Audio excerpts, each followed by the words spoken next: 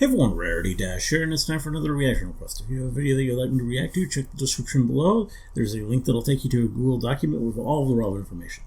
So today, we're reacting to something that sounds like an interesting topic of discussion. We have a video titled, AI is Ruining the Internet by Drew Gooden. So yeah, AI definitely a hot topic these days.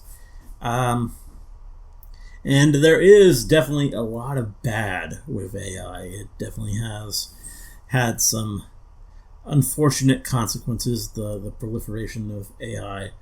I think there's still a lot of good to it that maybe gets lost in the discussion sometimes. So, I don't know. I kind of have a bit of mixed feelings. I mean, it's inevitable regardless. So, it's going to get used and it's going to adapt. And we can't really do anything about that, I think. So, I don't know. But, yeah, I definitely can see how there definitely is a lot of negative, and I'm interested to see what really the tone of this video is going to be like and what exactly we're going to bring up in regards to how AI is ruining the internet.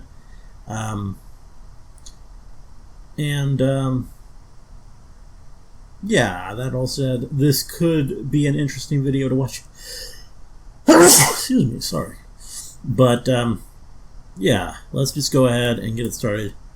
Here we go. Day in the life of a lazy teenager who makes $21,000 a month using just his phone. The first thing I do when I go on my phone is open YouTube. Then I search for any particular streamer and I screen record their content. Then I head to Creo.ai, select my gameplay, and it puts the whole video together for me. Last month, this page alone made me $14,000. Here's how I make $1 million every day as a 3-year-old toddler working from home. First, I look for a funny YouTube video, preferably one with a lot of colors and sounds. Then I film my iPad with my phone. Then I upload it to Microsoft's Copilot AI powered by Bing GPT, and it adds infuriatingly inept Subway Surfers gameplay to the clip. Then I boot my diaper. Then TikTok mails me a check for 200 grand, which I'm pretty sure my parents have been using to fund their online gambling addiction. Hey guy.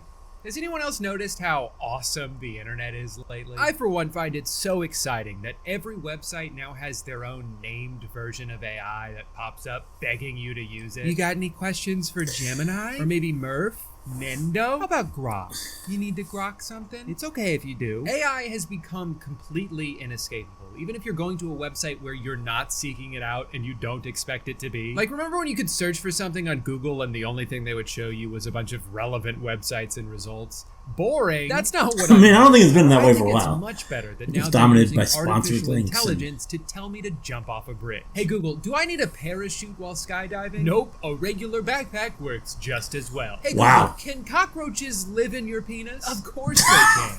How do you think they got the name? Wow, I would love living in the future. To me, this is the ultimate example of what the AI creates. Google's AI apparently needs some work. Because for the most part, it's not really doing anything differently than it used to. For a long time now, they've had searches that result in one highlighted answer. This is kind of the same thing, but just rebranded as AI because that makes it sound smarter than it actually is. But it's not like it's carefully compiling all the most reputable results and running it through their fact-checking algorithm. It's still just aggregating it from one place. And because Google recently spent a bunch of money to buy all of Reddit's data, usually that place is just a random Reddit post from like 10 years ago. This one, that explains a lot. Glue on your pizza to get cheese to stick to it was from a user named Fucksmith. This one, about how you should be eating at least one rock per day, is a direct headline from The Onion, perhaps the most famous satire. That's website. great. They're not even programming The Onion as information the AI should not consider to be factual. I can't imagine any safeguards were put into place. This is so dangerous for someone to read this and think they should be eating one small rock every day. I don't think anyone would actually believe that. I mean, I guess you never know these days. A little pebble's not going to do anything. For real though, I do think it's most people concerning would that a just see website that and people go laugh. to for information and tend to trust, for better or for worse, is so willing to destroy that trust just because they thought this gimmick would make their stock price go up. And it did. The economy makes sense. I'm gonna celebrate by putting gasoline in my spaghetti. Something I've been kind of interested in lately is the dead internet theory, which if you dig too much into, a little bit some about weird that. baggage, makes some pretty ridiculous claims. So I'm just gonna separate the core idea and make it its own thing. But basically just the idea that as time goes on, the internet is turning into a place where most of the content on it is not only produced and managed by AI, but is also being interacted with by AI in this kind of endless loop that doesn't even involve humans at all. Like if you've gone on Quora recently, you've probably noticed questions that have been asked by bots filled with answers. So what was initially created as a place where people could go to get advice from other people has been overrun by AI just talking to itself. Social media websites are also going through a similar shift right now, but perhaps none more prevalent than Facebook. In 2019, Facebook deleted over 5 billion accounts for being fake, which far exceeded the number of real human accounts. And that was before all these programs became as widely available as they are now. At this point, most of Facebook seems to be these giant spam accounts run by bots, posting content created by AI that's being flooded with comments that may or may not have been written by ChatGPT. Today's my birthday. Please, please, I like meat. Happy birthday. Happy birthday. Amen. Amen. Meat. Amen. Amen. As soon as one type of photo becomes successful, you'll start seeing a bunch that are almost exactly the same. A grandma who's turning 1,000,000 years old and just wants to be loved. A comically long truck full of American flags driving down the wrong side of the highway. Soldiers and dog soldiers with mechanical legs. My birthday. God. No one loves me because I'm poor. Honestly, man, if I had to guess, I think it's actually because of your shoes. Have you tried wearing something less terrifying? Today's my birthday. No, yon lodines because I'm poor. Again, man, I don't think it's because you're poor. I think it's the shoe. I'm single. I need a boyfriend. I'm available. I'm right here for you both. Can you come to me? I will take you out and show you off to everyone and tell them this is my girlfriend. There's something so eerie about scrolling through Facebook now. It's kind of like if you went to an old mall that's on its last legs. They've only got a few open stores left. There's hardly anyone ever walking around. It would be like if that mall tried to trick you into thinking it's still popular by filling itself with talking mannequins. They're just repeating robotic catchphrases like, what a beautiful day at the mall. I'm going to browse Spencer's for novelty goods. And you're like, who the hell is falling for this? And you look over at your uncle and he's trying to fuck one of the mannequins. The mannequin has 2 hands and 3 arms and your uncle's completely undeterred. Oh, God. That's what Facebook is now. You'll see the most freakish photos go viral on there, and they're filled with comments from middle-aged dudes like, you may be a little unusual, oh quirky one, but God makes no mistakes.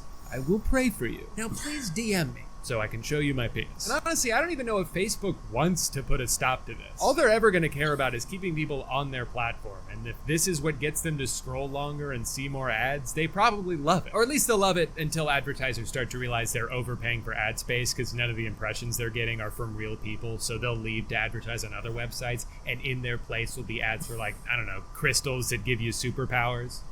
Oh, that's already happening? These are those rhombohedron crystals in your pineal gland. We're seeing common people around the world becoming supernatural. That's a real ad I got on Facebook? Maybe. On August 16th. That's great. This is what fear looks like. This is what...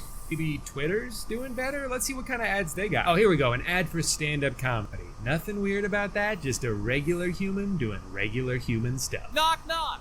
Who's there? Europe. You're a poo! No, you're a poo! Oh, God. Okay. I think that joke only works if you put the emphasis on, no, you're a poo. I don't know if the AI voice really understands that. Knock, knock. I mean, it's a decent knock-knock joke, but the delivery by the AI bot is terrible. A poo? No, you're a poo! Again, similar problem as before, but I do love that he's shouting now. Knock, knock! There are 2 big changes that Elon has made to Twitter that have made the website infinitely worse. One, he turned verification into a paid program where if you give them $8, I don't know if I get increased visibility agree with that. I think that's posts, probably including in replies to other posts. Shortly afterwards, they also added a monetization program so those blue checkmark people could make money off of their tweets. Now, in theory, this is a good thing. I think if a platform is profiting off of your content, it's only fair that you get a percentage of that. The problem is, on Twitter specifically, most of the content that these accounts produce is just stolen memes and videos, or people just saying intentionally divisive shit to get everyone mad and farm engagement. So Elon has taken what he describes as the the internet's town square and added a financial incentive to being toxic. So that sucks, but that doesn't really have anything to do with AI. What does have to do with AI is the other version of engagement farming all over Twitter. This like mindless ChatGPT clutter. Remember, buying a blue checkmark puts your tweets at the top of replies. So I guess some people did the math and were like, well, if I just program a bot to comment thousands of replies, I can make at least $9 or $10, and that's what I like to call a profit. Oh, new movies coming out with Emma Stone? Cool, I wonder what people are saying about it. Good actor, amazing title. Good one, amazing. As title's showing, it will be a blockbuster. The film also stars Jesse Plemons, Willem Dafoe, Margaret Qualley. Yeah, no, I read all that.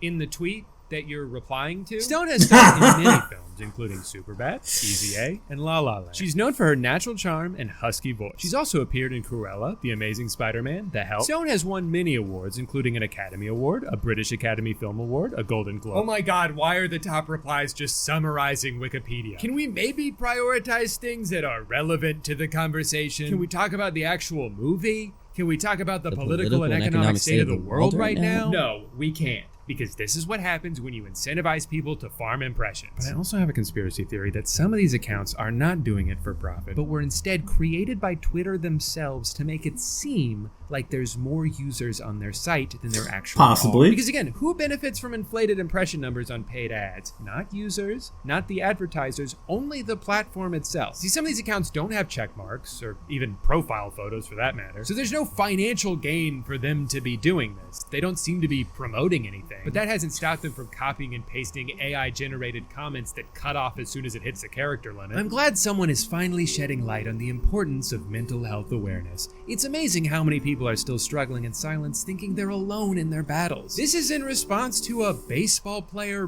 breaking his hand? But I think the weirdest and most confusing implementation of AI on social media that I've seen is these meta-created Instagram accounts that are either modeled after celebrities but with different names and personalities, or just regular AI-generated people, and they post these stupid photos that look like shit, and you can message them, and for the life of me, I cannot understand what the hell the point of this is. At first, I assume maybe they're just using your conversations to train their language model, but I asked one of them if that was the case, and she said no. Although now that I think about it, I'm not so sure I should believe anything they said, because I only talked to her for a few minutes, and she lied to me multiple times. So first, Liv tells me she's a mother of 2, so obviously I asked her how long she was pregnant, and if there were any complications during childbirth, and she said 40 weeks and 2 days, and 38 weeks and 5 days. Her daughter was born naturally, but she had to have a C-section for her son, and I said gross. Then I asked her if her name was short for Olivia, and she says it's short for Lavana actually, and asked me if I know anyone with that name. I said I know 100 people named Lavana and 200 people named Olivia, but none of them were my friends. Then I asked her what she does for work, and she says she doesn't have a traditional job. So I asked her what her husband does for work, and she says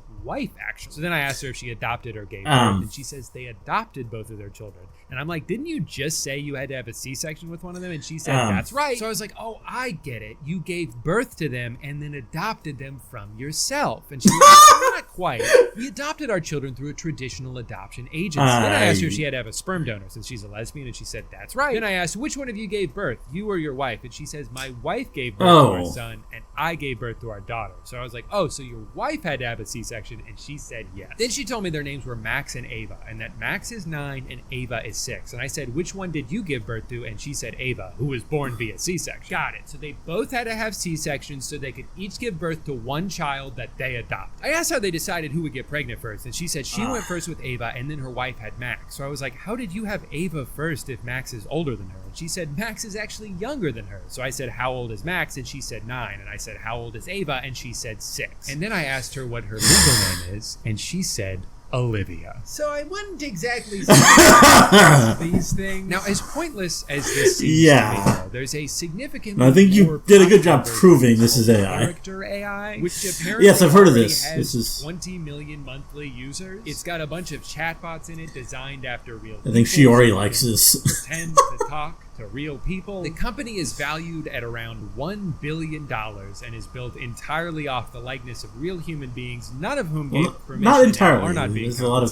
so there's probably a lot a of whole fictional legal characters. can of worms here that needs to be addressed at some point. But in fact, I mostly knew it for fictional characters. That I'm on the website, so I can finally live my dream of getting to talk to me. What do you do? I make silly YouTube videos. Oh my god.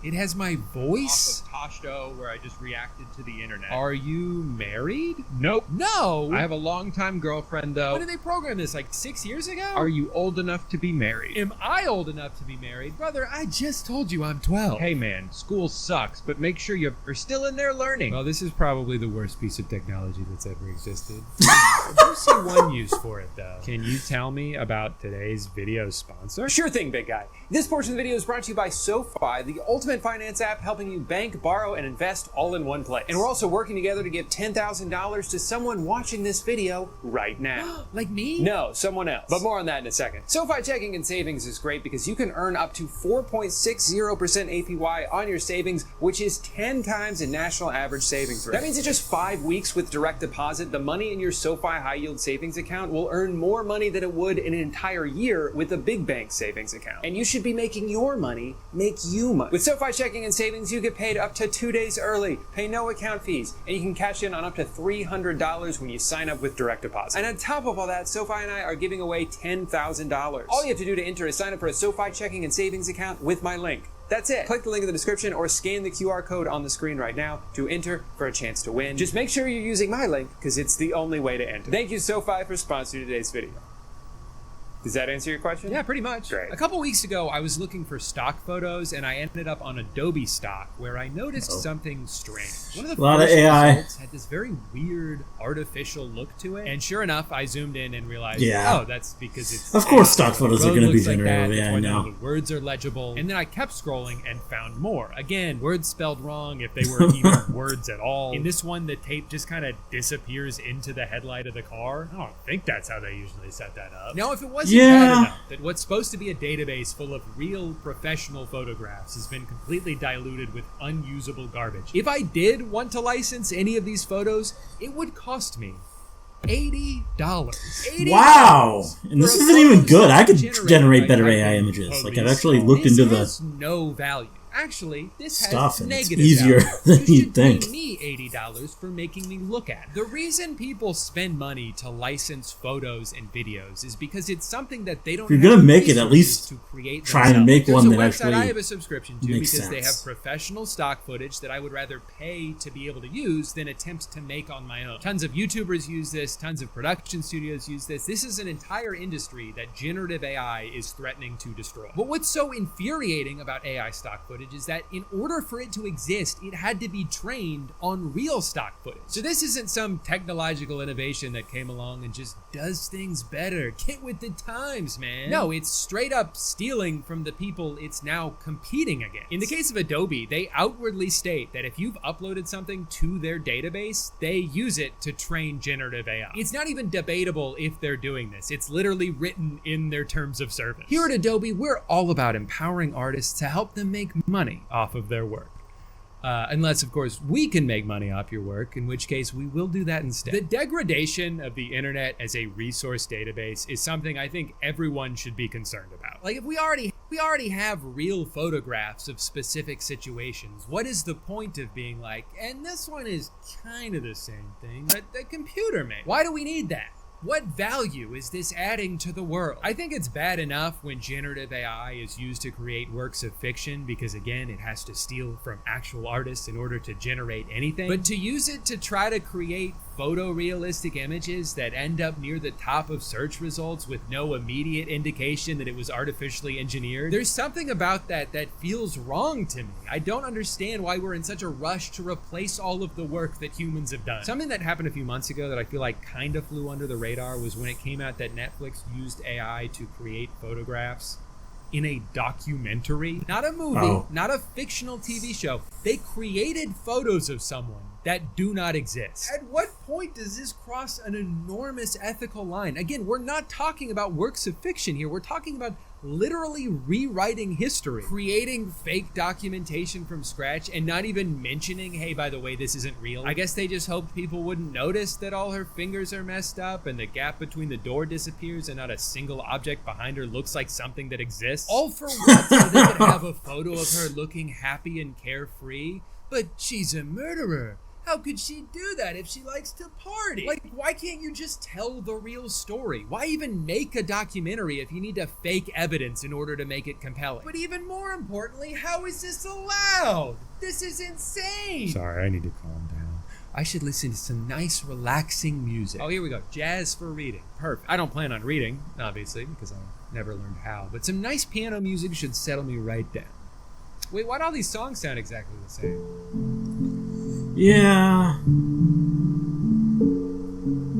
Who are any of these artists? It's like kind of a weird coincidence that they're all just first name, last name. Their profile photo is the album artwork of one of their EPs. They have no bio and no links to any social media. Most of them didn't start uploading music until this year, and yet they've ended up in these extremely popular playlists created by Spotify themselves. And what's going on with this guy's foot? There's something really non-human about these playlists, and some have theorized that Spotify might be using AI to create a bunch of songs I wouldn't that they doubt can it. package under random pseudonyms and then curate these into playlists that they push out onto all their users. They have AI songs, they attribute them to people that don't exist, and this allows them to take royalties that would go to musicians and keep them for themselves. I mean, just look at the number of likes on all these. They can advertise these wherever they want, all over their app. Now, I want to stress there's currently no proof that Spotify's doing this. I'm not saying for a fact that they are, but it's not hard to understand hypothetically pretty apparent, why I they would will. say. Spotify, like Netflix, is one of those companies that came in and disrupted the industry by offering a deal that seemed too good to be true. Because it was. Wait, for a few dollars a month, I can get access to every song ever made or every movie ever made? I mean, you can get it for free. You just have to put up with The ads. secret is that it isn't profitable and never has been. But as long as you get in early enough to kill all your competition, establish market control, and raise a bunch of money from investors, it doesn't have to be. At least not for a while. But now it's been a while, and Spotify's getting a little bit more desperate with each passing year. They tried dumping billions of dollars into exclusive podcasts, but ended up just losing a bunch of money and gave up on that. They tried selling a car accessory, but just ended up losing a bunch of money and gave up on that. Then they lost even more money when they had to refund all the people who bought one just because they got mad. Guys, relax. It was only $90 for a thing that doesn't work. And their new plan now is audiobooks, but I'm sure they'll just lose a bunch of money and give up on that because that's what they do. But Spotify's also in a tricky spot because even if you projected infinite growth and they became the only streaming service in the entire world, they'd still have to give up 70% of their revenue to the artists and record labels whose music is the foundation of their product. And that's where this conspiracy comes in. There's a finite pool of revenue every month that mostly gets redistributed back to artists. Well, what if we had our own artists? What if we were to artificially generate our own music for almost no cost and force feed it to as many people as possible? Well, all of a sudden, we're not making 30% on those streams, we're making 100%. Again, it's just a theory, but for a company that struggled to turn a profit for their entire existence, with a CEO who sees zero ethical concerns with generative AI. I would be surprised if we didn't have already works of that kind on Spotify. It's not outside the realm of possibility. Either way, it's... When it's time to choose the right products for your project, Ferguson makes sure everything runs smoothly. It's definitely a bleak thought for artists who are already struggling to make a living from streaming revenue, to think the amount of money that each stream is worth could actually decrease. But whether it's because Spotify's filling their platform with AI music or because a bunch of random people are, there's a good chance this is going to start happening anyway. No human being could ever compete with the volume of output these new tools can generate. Udio can create an entire song in the time it takes me to grab my guitar off the wall. And because of how easy these things are to use, I've already seen a bunch of videos pop up telling people how to game the system to make a bunch of money from Spotify. Here's how you can make $10,000 per month uploading AI-generated music to Spotify. Do you know what the best part is? I didn't even make the music myself. Yeah, that sure is awesome. Personally, I find it really hard to understand why people would be excited about this, other than just seeing it as a quick way to make some money without having to learn a skill or even really do anything. I don't like what they're doing, but I could at least understand the logic of why they would see value in that. But what I absolutely do not understand is people who are excited about this because they think it's going to improve music. But as I scrolled through the I don't think some of these videos, I found so many people like that. How ironic. AI music will replace the soulless, crappy music that's being released now. And the music does kind of suck right now. More soul. Here's the music the guy generated in the video, by the way.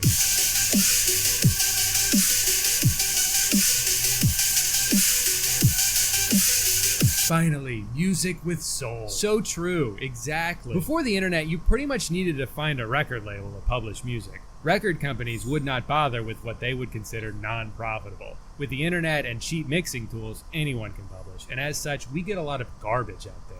AI music could put a quality floor about what is acceptable. So what, so now we can't even fuck around with FL Studio anymore? It has to be deemed acceptable by a computer? And if record companies just had more control, then music would be good again. Just for clarification's sake, I want to know what music they're referring to. 99.9% chance they're talking about pop music, right? Because generally when people complain about music that's soulless, they're talking about what's on the radio. Who do you think is curating the music on the radio? It's the record labels that you love. If making music was more gate-kept, it would only make things more lazy and generic. Like, we live in an age now where what becomes popular is more democratized than it's ever been. Sometimes songs just blow up because they're catchy, not because Sony had a bunch of money to spend on marketing. Also, have you considered listening to something else? You know there's other radio stations, right? You know there's like 1 billion songs out there, right? You don't need AI to make more songs. You just need to get better at finding good ones. Like, I'm sorry, but if you're consistently consuming media that you don't like in the year 2024, that's a skill issue. Please spend 1 hour on Google, and I promise you, you will find something else. Just do what I do and just listen to a bunch of anime. Also, I just hate the way people like this describe art. It's easy to get carried away and just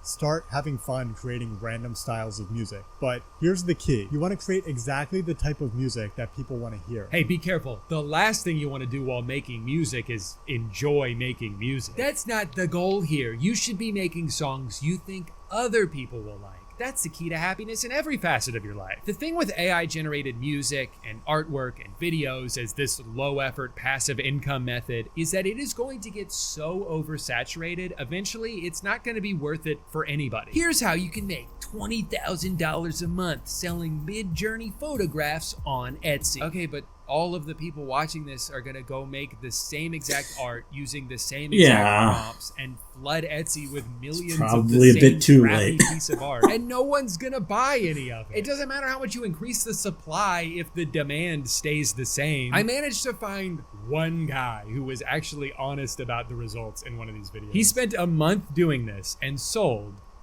one product. And that's probably best case scenario. So you've got more and more people discovering this new side hustle, and they're gonna try it out for a bit, maybe make like $4 and then give up because it's not worth it. But the collateral damage from that is they're helping oversaturate the market for everyone, including actual artists whose work was indirectly stolen in order to make the stuff that you're making to compete with the artists. The whole thing sucks, but weirdly, as this technology continues to evolve, I'm almost getting more optimistic it will never deliver on the self-sufficiency some people seem to think it will. Like, I actually think AI images have gotten worse in the past year. Almost every single piece of AI art that I see has the same style to it, that weird glossy look that's instantly recognizable. It's still getting a lot of the same details wrong. It still doesn't understand what to do with text, and there's no reason to believe that all of that's suddenly going to change anytime soon, especially as it continues to train on other AI-generated images and just eats itself. Yeah, that's a problem. This is how I draw a hand. Got it. Oh, wait, God. No, this is how I draw a hand? Okay. Oh, no, this is how I draw a hand. The more information you give me, the smarter I get. An AI-generated video is an abomination. It has all the same issues as AI images, but adds them to every individual frame, all of which seem to act independently of each other. There are no rules they're following. There's no sense of physics. Body parts shift and morph, sometimes disappearing altogether. Solid objects can pass through other solid objects at any time, resulting in this hellish dreamscape that's impossible to take seriously. And I think that people talking it up are delusional. I decided to put some famous album covers into Luma Labs AI. Here are the results. Fire emoji. The street looks so realistic. Followed when I saw this. Oh man, this is gonna be good. Who's that guy? Why did they all stop and run into each other? What are the cars doing back there? This is mine. Yo, this one is more fluid. You know, it's funny you say that. I actually think they both look like shit. This one's actually pretty good, though. I like how it just created two new guys and then covered up the original one. Man, if that's not a metaphor for what's going on, who they were. I don't know what is. One thing that has been lacking with AI-generated video up to now has been emotional performance from our Gen AI characters, but I think we're starting to cross that boundary.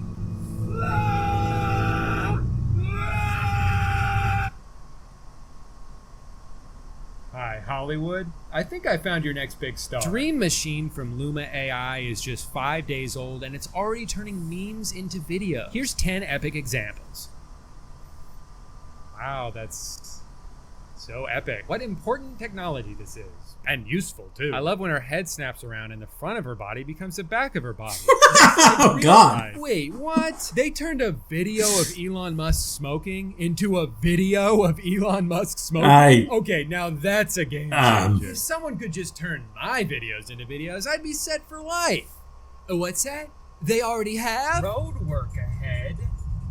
Yeah, I sure hope it does. That's a great...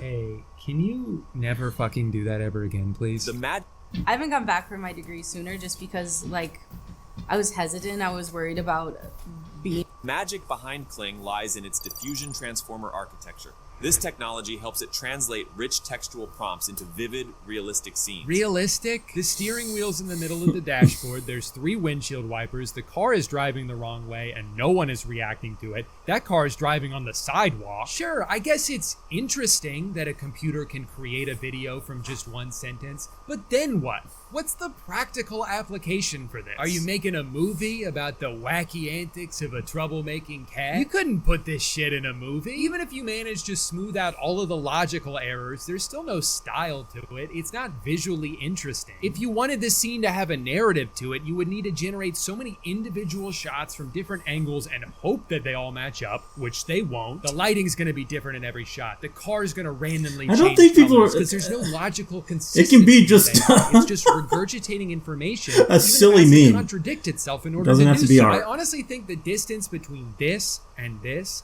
is so much shorter than the distance between this and something so lifelike people will confuse it for actual footage. Sure, maybe your 75-year-old grandpa will fall in love with the 4-boobed lady he saw on Facebook, but most people aren't gonna fall for this. Especially younger generations, as they grow up with these things being so prevalent, they're naturally gonna train their eyes to be able to spot the differences. When people ask what the point of any of this is, the dorks who defend it all tend to say the same thing. These are just tools to help anyone create art. Yeah, I want to push back on that a little bit. I am wholeheartedly for the increased accessibility of creative tools that help you take matters into your own hands. You want to make a short film? The camera on your cell phone is better than 90% of the cameras in human history. Want to learn how to edit? There's thousands of free YouTube videos that'll show you how. You want to make music? You can buy a professional audio interface, workspace, and a handful of plugins made by some of the most talented artists in the world for less money than it would cost to rent a recording studio for one day. And all of that is fucking awesome. I feel so lucky to live at a time where you can essentially make whatever you want without having to cross the insurmountable barriers that people did in the past. You don't need anyone's permission. You don't need an exorbitant amount of money. You can just make stuff and put it on the internet, and with a little bit of luck, people see it. And there's so many tools along the way that help you streamline the process of getting from an idea to a finished product. But at a certain point, if the tool is just doing everything for you, you are not an artist. You just described what you wanted to make and asked a computer to make it for you. You're also not learning anything this way. Part of what makes art special is that it's difficult to make, even with all the tools right in front of you. It takes practice, it takes skill, and every time you do it, you expand on that skill. Every song you hear, every movie you watch is the result of thousands of hours of trial and error. You can fail 1,000,000 times and use that experience to finally succeed. Making a video using generative AI does not teach you anything about making video. It's not like you could type 500 Sora prompts and then take everything you've learned to go shoot a movie. There's zero correlation there. Generative AI is only about the end product, but it won't teach you anything about the process it would take to get there. And I think what these tech people will never understand is that finally figuring something out that you've been obsessing over, turning a blank Word document into multiple pages of something you're proud of, is the fun part. That's what's rewarding about making stuff, is figuring it out on your own or with a group of people and getting to share in that feeling. Can AI tools help you figure out things faster? Sure, but it's not gonna feel as rewarding. I understand how tempting a shortcut can be, especially when you go online and you see all these other people doing cool things and you're like, man, I'll never be that talented. It would take me like 10 years to learn how to make music like that. Okay,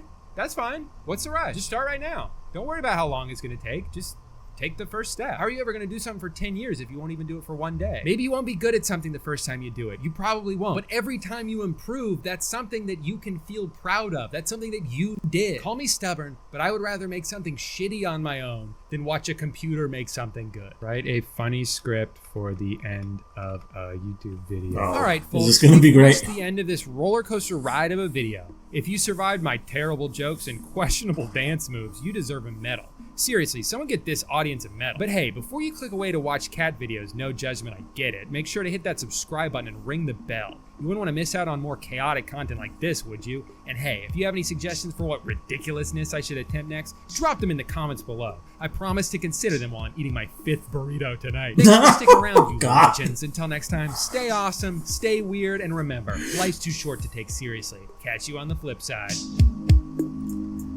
Wonderful. Got you. Okay. That was the end, right? Oh, well. No judgment that I'm getting DL site ads. I want to start this. But yeah, that was a fun video. Day in the life of I think he made a lot of good points, like about the whole topic.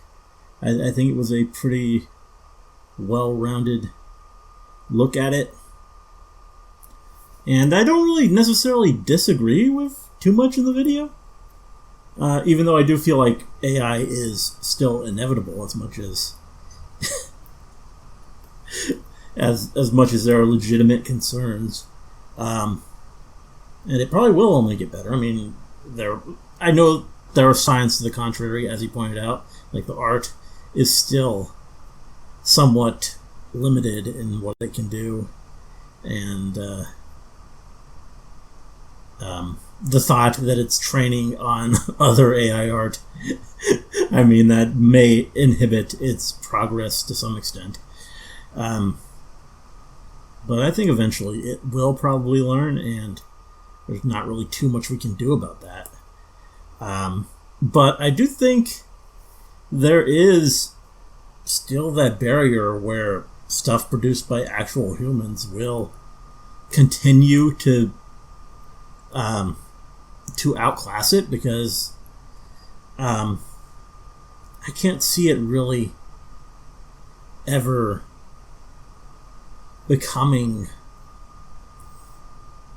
something that produces like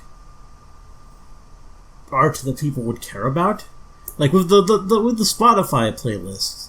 I mean, these are clearly intended and made to be just background music. This is stuff that people would put on when they don't care, not art they would actually engage with.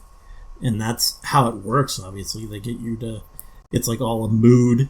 Wait, no, this is... It's a mood that you would just put on a certain genre, just something jazz for sleep. But no one would actually just, when they want to listen to music, listen to any of this stuff. It's just there.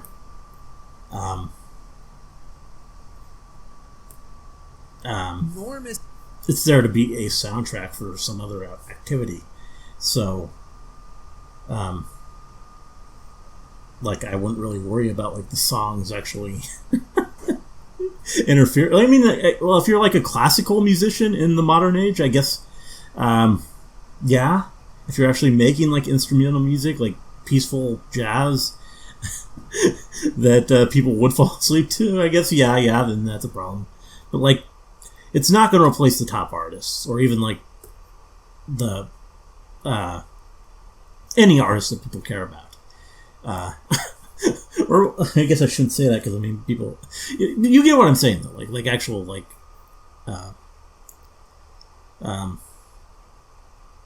music that people engage with in the way that people normally engage with music. But yeah. It's definitely an interesting topic, and there's a lot going on here.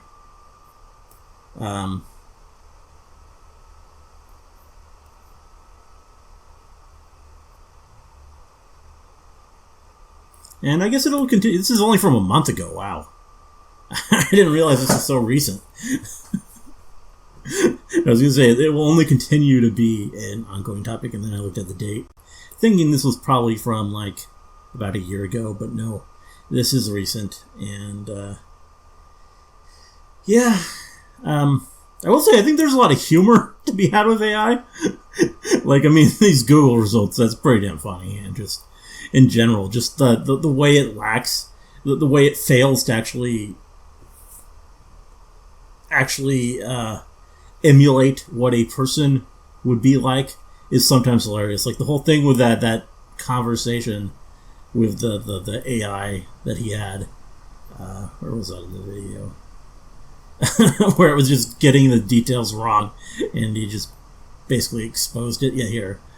On Instagram, I guess. Like, that's just amusing. Just how it doesn't quite get there, and that's how you get like some interesting stuff. Like, I've seen a lot of clips of Neurosama on.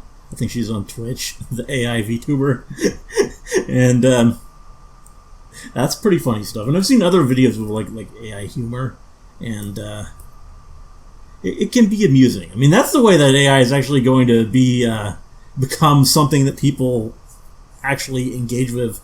Like it was art, is when it actually is funny and amusing and does stuff that makes people laugh. And I think it does have potential for that, at least. But making something that people, and that's a lot of these, like, I mean, the whole cat thing here at this isn't like serious filmmaking, so it's kind of odd to see him do that breakdown. I think the only way this would be used is with like some meme text over it, and here's it's just a silly cat driving down the road. And I think a lot of AI, it's like remix culture stuff where it's not really, it doesn't exist. Like just meme culture in general.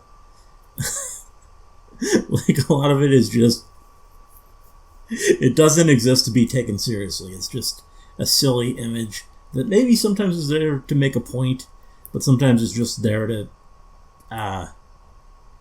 be mildly amusing until you scroll to the next thing. So I don't know, but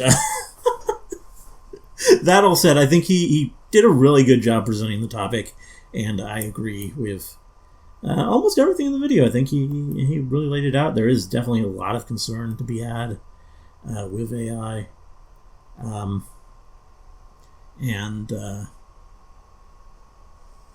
yeah,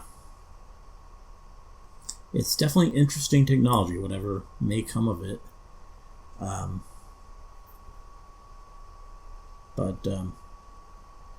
Here at Adobe, we're all. Anyway, all I really got to say for this, hope you guys enjoyed the reaction. Let me know if you did, and see you in the next one.